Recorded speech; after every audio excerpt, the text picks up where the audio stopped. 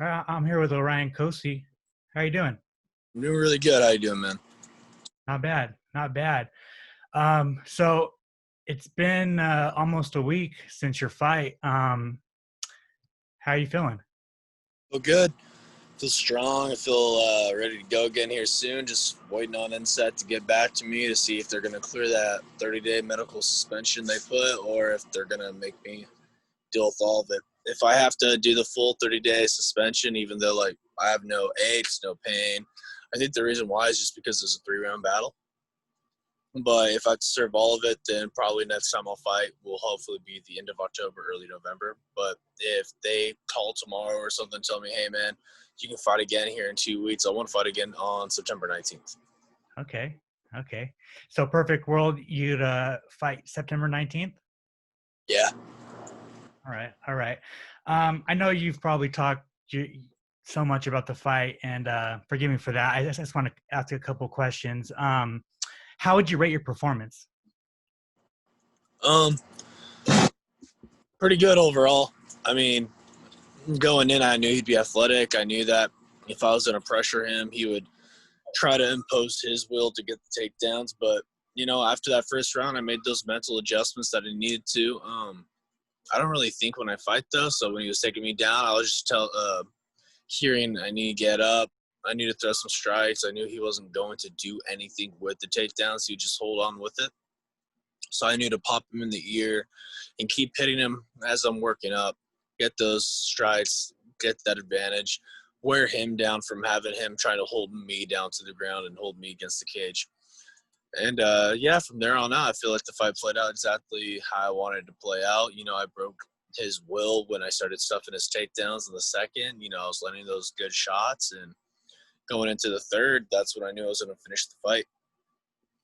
So we heard most of what Uriah said to you in that first round. Do you remember exactly what he said to you? He was just saying, get up. You got to get up. Don't let him hold you down. And same with my coach, Brian. They're just both telling me, hey, he's just going to hold you, hit him, get up. And so that's all I was doing, man. That was the game plan anyway going into this. When I'm fighting, it's not like I'm really trying to focus on what coach thinks. I make sure that I'm doing what I need to do in order to be ready. And, they're just there in case you can hear them. But they're right in my corner when I finished that fight. So I was able to hear a little bit of what they're saying. That's awesome. Did you know that you were going to get that contract when you were walking to the locker room? Yeah. I didn't have a doubt in my mind I was not going to get the contract. I knew I would. So when Dana White was announcing and then he started going off about you not finishing that second round or leaving 3 seconds on the clock, were you scared that he was going to pass you by? No. I mean, the only thing I was annoyed with was the fact that he was like, hey, man, 3 seconds, and you looked like he was giving up, and that's why I was talking back. But after the fight, I explained to him why I did it, and he understood. It's just that he never saw that before in fights. He didn't know what kind of fighter or person I was. He didn't do any backstory because he doesn't want to have an opinionated view on who he's going to sign into the UFC. He doesn't try to have this he doesn't want to care about the person in a sense. He doesn't want to have favoritism, and I respect that. He's a promoter. He's got to do that. And, usually if you, you're watching a TV show, let's face facts, if you hear someone's story and their life story is a little bit more fucked up, but you hear how they're, changing the life around, you're kind of going to lean towards them. So it was cool that he said all of that. I got that cleared up. I just told him I thought there was, only like a second or two left, and I didn't want to be trying to drop bombs on him and then have it be a no contest. If I did land one, it was right after the bell. It makes sense, and it makes sense that he doesn't watch the pre-fight interviews and stories because, if it was just going off stories alone, you and your brother would have been signed 5 years ago, Yeah. I did want to ask you, how did you find Team Alpha Male? Everyone already knew about Team Alpha Male in general, but a couple of years ago, about, I want to say 4 or 5 now, Uriah Faber came up to Humboldt County to watch my brother and I fight. We both won. It was my last amateur. It was his last amateur fight. And he came running into the back after I finished my fight because I ran into the back and gave my brother a hug. We were super pumped. And he was just like, dude, where do you guys come from? So we told him a little bit about our story. He's all, I'd love to have you guys down. And about 3 years ago, I made the move down and ended up going to Alpha Male. And now I'm just back and forth between Alpha Male and Lost Boys. I'll never leave Lost Boys. That's my home, man. You know, my brother's still up there at Lost Boys, but Alpha Male's my new home now too. So it's one of those things where I got 2 homes and 2 locations. Feels good. How far away do you live from both the gyms? From Lost Boys, I live about a good 5 hours, 5.5, just depending on traffic, weather, all that stuff. Sometimes if it's raining, it'll take 6 hours. If it's a nice sunny day and there's barely any traffic on the road, about 4.5, 5. But from Alpha Male, I'm only about a good 20 minutes, 30 minutes. It, again, just depends on traffic. Damn, so that's a drive to Lost Boys, huh? You know, that's a drive to go see family. That's Right. family and friends. We can get away, go enjoy Humboldt's, you know, rivers and the ocean, the hiking, all that stuff. How much weight do you cut? For this last fight, I cut 38 pounds, but that was slow. It was a slow weight cut. You know, I didn't cut it just in 2 weeks or something like that. I was 194 2 weeks out from the fight. But that's also where I'm going to be walking around at from here on out. So when I knew I had this fight, I had a couple months. So I was like, you know what? I'm going to stay up in my weight. I'm not going to cut yet. I'm going to keep lifting. I'm going to stay strong. So I do a lot of powerlifting, explosive movements, strength training, and then I also do a bunch of power endurance movement. So that way my cardio is always top notch. And that's what you guys saw in that fight. You know, that first round, he was strong, but the second and third round, I came out and I was stronger.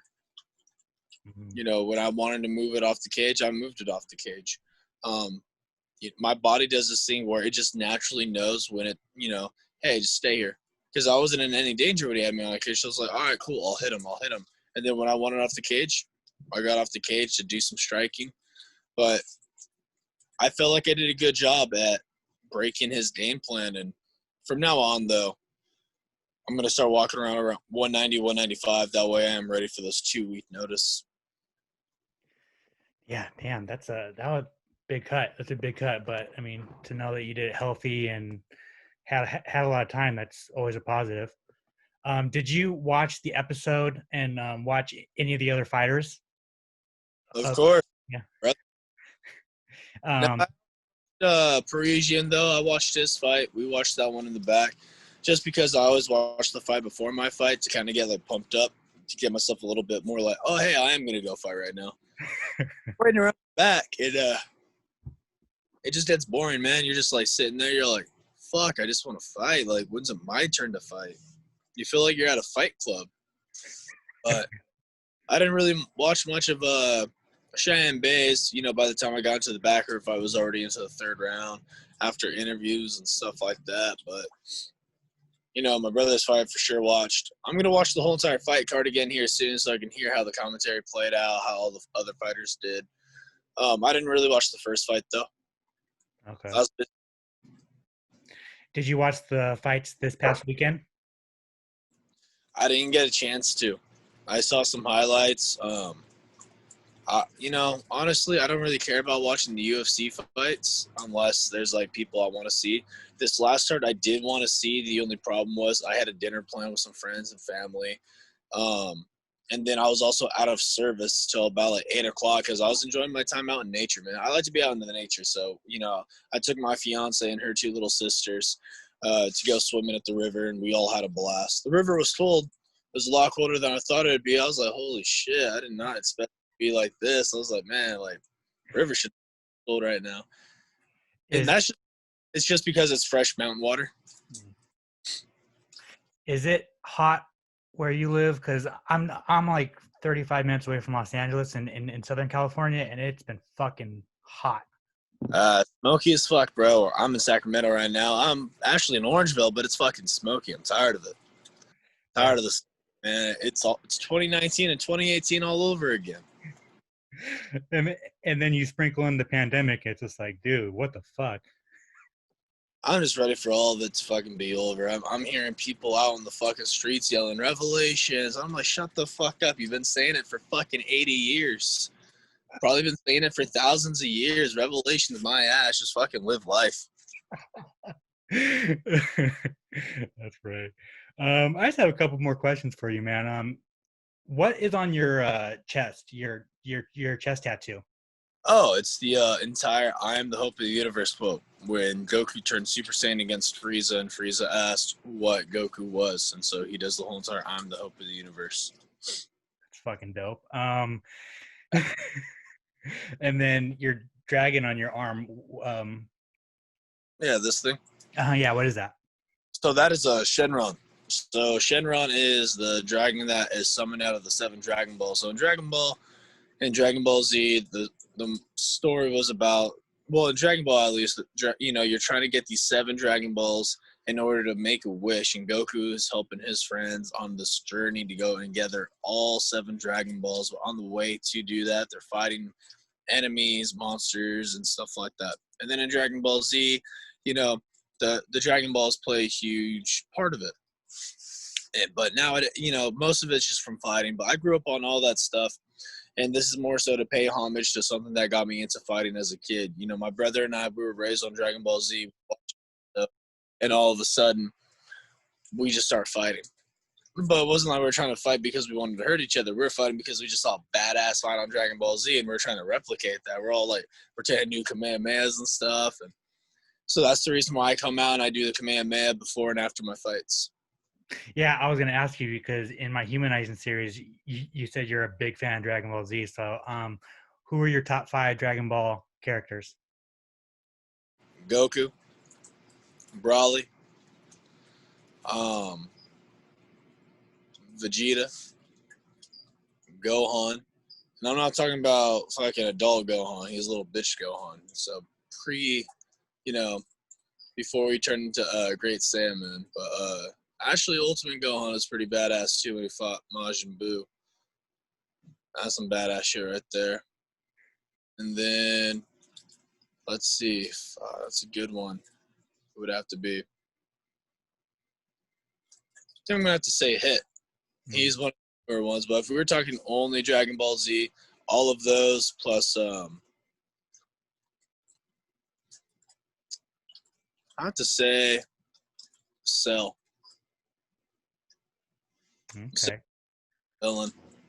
He's just a mixture of everything from Dragon Ball Z, and he's just super cocky, and he's like truly meeting a psychopath. But because of him that we got to see, Super Saiyan 2 Gohan.